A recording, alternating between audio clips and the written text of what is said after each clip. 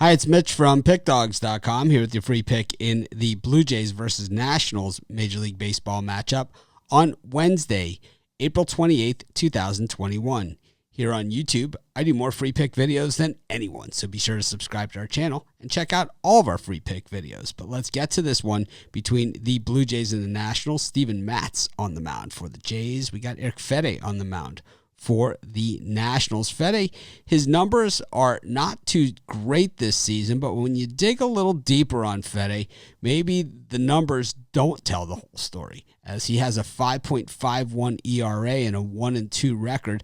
The Nats 2-2 in games that he started. But when we go underneath the hood on Fede's numbers, we see that in his first start against the Atlanta Braves, he went 1.2 innings, allowed 6 hits and 6 runs. 5 of them earned 45 pitches, and that will damage your ERA.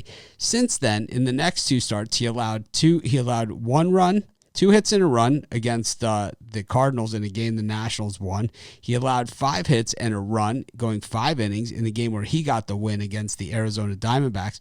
And then last time out, he was the opposing pitcher to Jacob deGrom in that 15 strikeout game at Citi Field. He allowed 5 hits.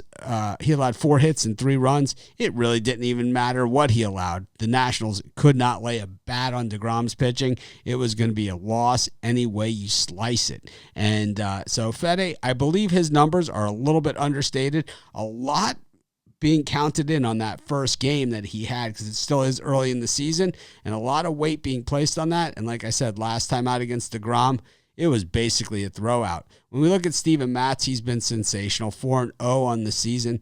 Really a different pitcher than what we saw for the bulk of his career with the New York Mets, when he had ERAs 6 and 9.68 last season, 4.21, 3.97. So far this season, Matz has been absolutely on fire with a 2.31 ERA.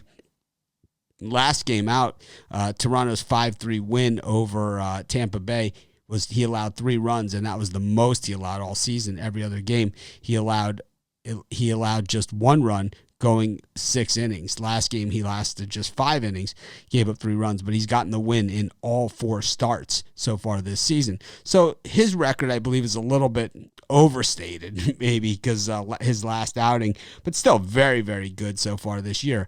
The issue that I have with him this game isn't him in particularly. It's how the Nationals hit left-handed pitching, which is they hit the cover off of the baseball against left-handed pitching. The Nationals bat .220 against righties, but they bat .295 against left-handed pitching. And here comes Matz, the lefty. Well, the Jays are pretty even across the board, .219 against righties and .238 against lefties. So it's not like they have this gigantic difference like the Nationals, the way that they hit left-handed pitching.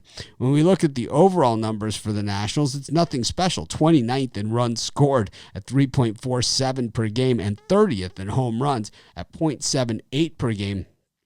And defensively, 22nd in runs allowed per game and 30th in home runs allowed. So they haven't done anything special, while the Jays 4th in runs allowed per game, 20th in runs scored per game. Certainly better statistically all the way across the board are the Jays, but the Nationals, kind of hanging in there. And while the record differential, really not that much of a difference here, considering the Nationals got off to that late start to the season because of the COVID.